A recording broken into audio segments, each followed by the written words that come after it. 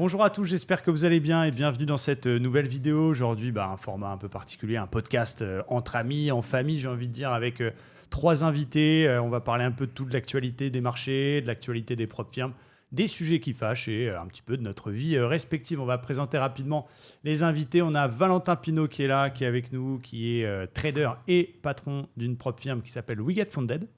C'est ça, enchanté, bienvenue à tous. J'espère que vous allez aimer ce format. Je pense que ça va être très sympa. C'est vrai que le marché en ce moment, il est assez frustrant. Il se passe des grandes choses, il y a des gros mouvements. Et effectivement, il y a des 1000 points dans la journée sur le Dow Jones, par exemple.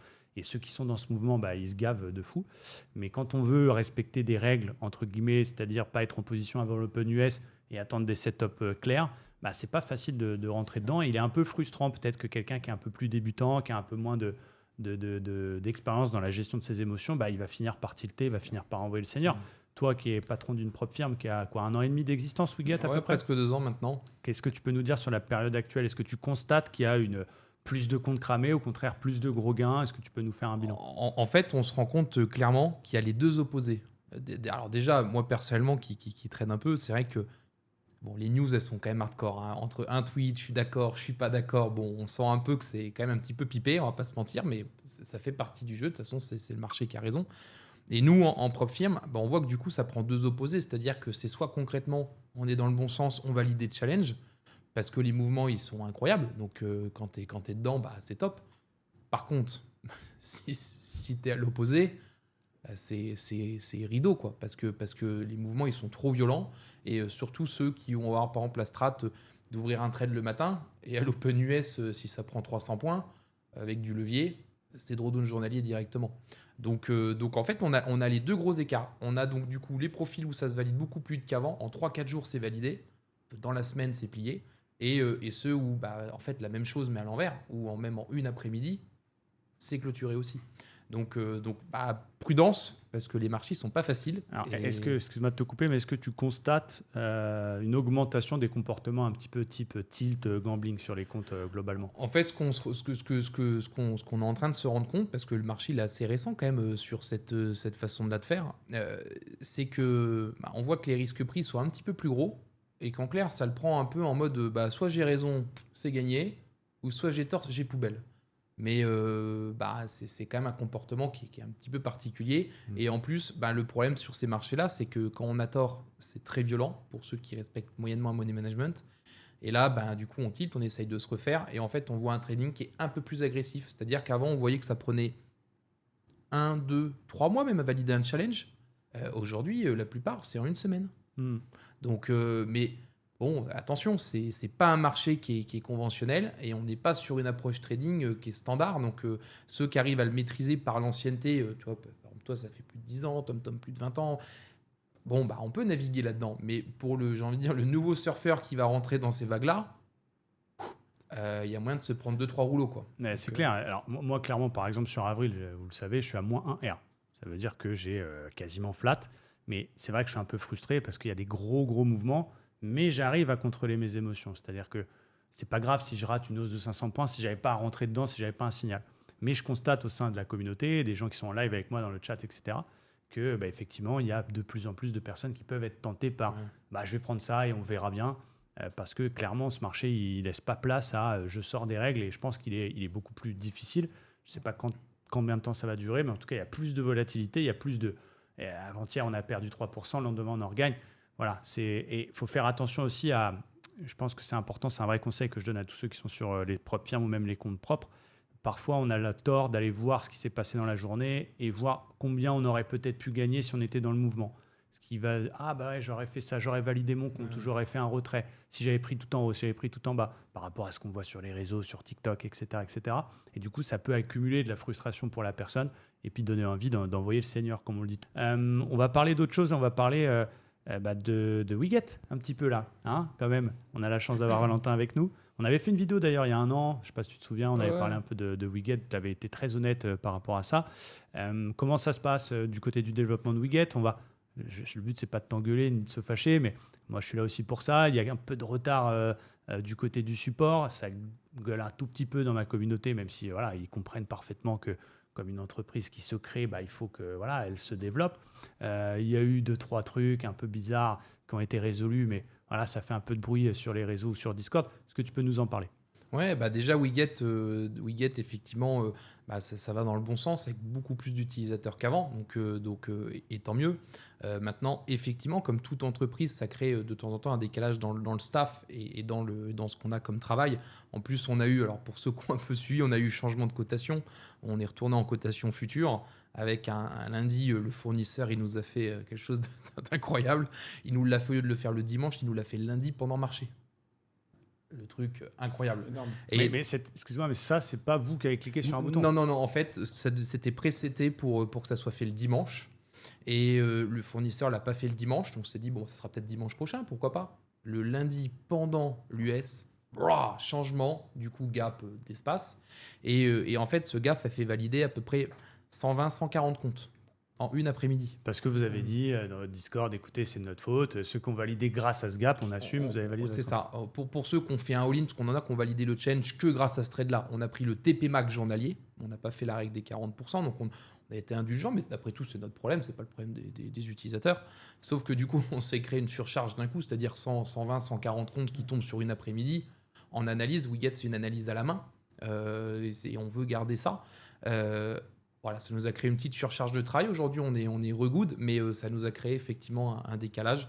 Mais ça nous a permis de revoir aussi des choses en termes de support, comment on gère aussi avec le live, avec le Discord, avec tout ça, parce que c'est vrai que c'est pas évident quand on est en pleine expansion de gérer en plus toutes ces choses-là. Et puis, il faut accepter qu'une entreprise qui a qu'un an et demi d'existence, comme dans la vie, parfois, il faut des petites erreurs, des petites choses, des petits échecs, entre guillemets, pour progresser et pour être meilleur. Et puis, en fait, on aurait pu répondre à ça avec l'automatisation de tout. Aujourd'hui, c'est pas très compliqué d'automatiser, mais c'était la ligne directrice de Wiget, des analyses à la main, de l'humain derrière.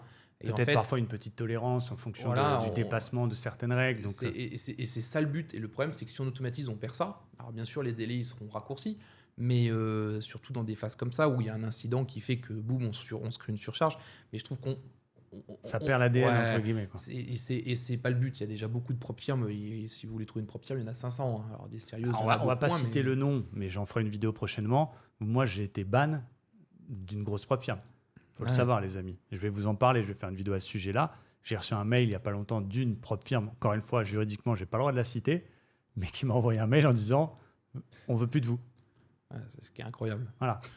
Après mon très gros mois de janvier où j'ai fait plus de d'hier. Incroyable. Avec, en excuse, vous avez pas respecté les conditions générales, tatata. Mais on sait très bien pourquoi ils n'en veulent pas. Donc, je vous en parlerai en vidéo. C'est sympa ça. Côté chiffres, est-ce que tu peux nous donner un chiffre sur les payouts que vous avez donnés récemment ou sur les 12 derniers mois ou depuis le début de Wiget, par exemple? Ouais, alors, sur le début de Wiget, j'ai plus les chiffres en tête, mais c'est assez colossal. Hein. On est sur les... Plus d'un million? Ouais, plus d'un million. Juste un peu plus d'un million. Et là, on a vu qu'on est en train vraiment, c'est en expansion. Les payouts sont en moyenne tous les mois rehaussés de 20-25%. Pour donner un peu une idée, mais aussi de la surcharge de travail. Le mois dernier, vous avez donné combien? Le mois dernier, je crois qu'on a donné à peu près 380 à 400 000 euros. Wow. Donc ce qui est énorme. Et c'est aussi ça, hein, ça crée un petit décalage dans le staff parce que plus de payouts, plus d'analyses. Il faut savoir que les analyses sur les financés prennent plus de temps que sur les challenges. Forcément, ça crée une petite distance sur le temps. On a résolu le problème et c'est ce qui a fait que les gens ont pu connaître un petit peu de délai. Ce qui est dommage et ce que je comprends, ce qui n'est pas normal. Mais là, vous recrutez, j'ai cru comprendre, il va y avoir du staff qui va arriver, ça va aller mieux. Alors, on ne va pas se parler chinois, il y a une histoire ou deux. On a vu qu'il y avait 2-3 personnes qui se plaignaient un petit peu. J'ai dû faire un gros payout, mais finalement, on m'a mis un trade que je n'ai pas pris. Est-ce qu'on peut parler rapidement? Ouais, on a eu... Parce que, pardon, moi j'ai pas, tu vois, je suis un peu le cul entre deux chaises, c'est-à-dire que d'un côté, je ne remets pas en cause la parole de ces gens et je suis là pour les défendre. Et de l'autre côté, je te connais, je sais comment tu travailles, je sais clairement que tu n'as pas besoin de faire ça. Le business model, on le connaît tous, des propres firmes. Voilà. On a fait entrer des gens de ma commune en tant qu'honneur chez Wiget qui ont eu 36% c'est ça. de dividendes. Donc, c'est-à-dire que les gens ont acheté un NFT pour être actionnaires de Wiget. Si vous aviez voulu fister quelqu'un, vous auriez d'abord voulu fister ces gens. Ils ont eu 36% la première année. Il y a 0 société dans le monde qui vous donne 36% de dividendes la première année. Et même, j'ai envie de dire, jamais tout court.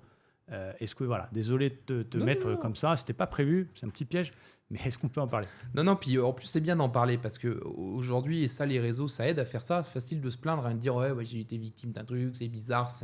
En plus, tu connais un peu l'histoire. On a choisi ces traders qui n'est pas falsifiable, qui n'est pas touchable. On n'a pas le dashboard, on ne peut pas contrôler ce que font les gens. Ce n'est pas possible avec ces traders. Ils n'ont qu'à demander à ces traders. Ce n'est pas possible. Ce qui est par exemple le cas avec MetaQuote. C'est pas un reproche. Je veux dire, quand on intègre MetaQuote, MetaTrader, MT4, MT5. voilà, pour oui, ceux c'est qui ça. connaissent. Et là, on peut clairement aller slipper les gens, les mécher. C'est une dinguerie, on fait ce qu'on veut. Hein. Donc, nous, on avait fait le choix avec ces traders. Donc, en plus, voilà. Et les gens qu'on se retrouve qui ont des problématiques, sur les milliers de personnes qui font des retraits, donc voilà, c'est des trades fantômes qu'ils n'ont pas pris, mais avec comme login leur téléphone. C'est quand même assez rigolo, quoi. C'est-à-dire que moi, je vais chez eux, je prends leur téléphone et puis je vais prendre un trade, quoi. C'est un truc Ça veut dire que extraordinaire. toi, tu ne peux pas te connecter sur le compte d'Emeric de chez Wiget qui va faire 50 000 euros de payout. Tu as une impossibilité technique de prendre ses logins et de te connecter sur ton téléphone à son C-Trader. Impossible. Nous, ce qu'on a, on a le dashboard. C'est pas compliqué. On a le dashboard. Et ce qu'on peut faire, c'est on peut rajouter les montants. C'est-à-dire que c'est comme ça qu'on donne les 100, les 50, les 200K. Donc on peut varier ce solde-là. Forcément, parce que ça, c'est dans notre dashboard. Mais à aucun moment, on a les logins. Parce que les logins, quand ils créent le compte C-Trader, ils sont créés avec ces traders. Nous, Wiget Funded, on utilise ces traders, mais ces traders, c'est pas nous. Ouais, on aimerait bien, ceci dit. Et si ces traders veulent nous filer un petit peu, nous, on y va. Hein. Mais je veux dire, voilà, on n'a pas les connexions chez ces traders, ça serait de la folie. D'ailleurs, c'est pour ça que ça n'existe pas. Donc, quand vous setupez votre compte, vous créez votre email, votre mot de passe, nous, on vous envoie un lien, vous cliquez sur le lien, vous setupez votre compte. Vous le setupez chez ces traders qui, en API, en connexion informatique, ils nous envoient donc du coup votre dashboard, les trades qui sont pris, tout ça. Mais on ne peut pas se connecter à votre place, on ne peut pas ouvrir un trade, on ne peut pas faire ça. Quand les trades ils sont clôturés, pour les drawdowns, par exemple, c'est écrit noir sur blanc. Manager API, c'est que justement l'API a clôturé votre compte pour dépassement de drawdown. J'allais te poser Terminé. la question par rapport à ça parce qu'il y a une capture qu'on m'a transmise. Moi, forcément, je reçois des messages de personnes qui me disent voilà, Romain, j'ai ci, j'ai ça, est-ce que tu peux faire quelque chose? Encore une fois, le but, c'est pas de dire que telle ou telle personne ment et je peux comprendre que sur 10 000 utilisateurs ou 30 000 utilisateurs, il y a forcément des cas un petit peu curieux de personnes qui, effectivement, il y a peut-être un problème technique ou des fois, on a pris un trade, on s'en souvient plus ou on s'est trompé avec son téléphone. Moi, j'ai Des ordres oubliés. Voilà, des ordres oubliés. Mais voilà, je pense que c'était important de parler de ça, pardon de t'avoir coupé parce que forcément, moi, je suis un peu entre les deux. Je défends évidemment ma communauté avant tout et je serai toujours là en premier pour eux. Mais de l'autre côté, on a quand même monté à la base ensemble. On se voit régulièrement et je sais comment tu travailles. Et voilà. Puis le modèle d'une propre firme, on n'a pas besoin d'aller travailler sur les payouts des gens, d'aller chercher ça n'existe pas. Ce que vous pouvez aller voir, et c'est le cas sur des propres firmes exotiques, je ne suis pas là pour les citer, chacun fait ce qu'il veut, c'est dans les règles. C'est-à-dire qu'on a des règles qui ne sont pas forcément évidentes pour passer un challenge. Elles sont plus ou moins claires selon les propres firmes. Alors nous, elles sont très claires, il n'y en a pas beaucoup, mais elles sont très claires. C'est dans les règles, la difficulté. C'est pas dans un trade fantôme sorti de nulle part. Et moi, je trouve ça un peu facile parce que, et c'est ça qui est dur aussi dans le trading, et ça, on le connaît tous, c'est la remise en question. Les trades, ils se prennent pas tout seuls, quoi. Enfin, je veux dire, à un moment donné, on a oublié un ordre ou on a fait n'importe quoi. Moi, je préfère qu'on me contacte. J'ai eu le cas ce matin. Et qu'on me dise, bon, voilà, j'ai fait une connerie, j'ai cramé mon compte, j'ai fait un drawdown journalier, est-ce que tu peux me donner un code promo, voilà, que de m'explique une histoire, et puis que le lendemain, ça finit ça. Bon, oui, c'est peut-être moi qui ai fait une erreur, bon, est-ce que vous pouvez me donner un code promo? C'est d'abord la remise en question, et en fait, il y en a, ils zappent ça, c'est jamais de leur faute, et c'est plus facile de dire, ouais, non, moi, cramé mon compte, j'ai été financier, nanana. Ouais, bon, après, moi, je comprends aussi les gens. Le trading, il est difficile. Ça tape sur le système, ce marché en ce moment. Parfois, on a un gros gain qui nous attend, un 10 000, un 15 000, un 20 000 qui fait clairement du bien, qui, voire, peut changer sa vie. Le cerveau, il bug. On se retrouve à prendre un trade un peu tilt. On regrette et on essaie de voir pour essayer de passer. C'est pour ça que le trading est difficile, les amis, et qu'il n'y a que très, très peu d'élus au final. Uniquement des gens qui sont disciplinés, comme le trading sur téléphone, par exemple. Je vous invite vraiment à bannir ça parce que je pense que d'ailleurs, la plupart des problèmes chez vous, ça vient de là. Tous nos problèmes, les plus gros problèmes support, les plus grosses fautes d'inattention, tous les trucs, les trades oubliés, toutes ces choses-là, c'est que sur téléphone. C'est fou quand même. Téléphone. Mais en même temps, je comprends. Nous, à des fois, on ouvre les trucs. Je ne juge pas les méthodes de trading. Chacun trade ce qu'il veut à sa façon. Mais quand on voit que sur téléphone, il y a eu 30 trades de prix dans la journée sur des assets différents, du Forex, de l'indice, de la crypto, du gold, C'est quoi le plus gros payout que vous avez mis chez Wigat? nous, on a le plus gros payout qu'on a eu, je crois que c'est 58 ou 56. Euros? Non, 56 000 euros. Merci à tous. N'hésitez Allez, à pas à bientôt. mettre un Merci petit pouce beaucoup. bleu si vous avez kiffé cette vidéo. Et je vous dis à très bientôt sur la chaîne. Ciao, bye bye.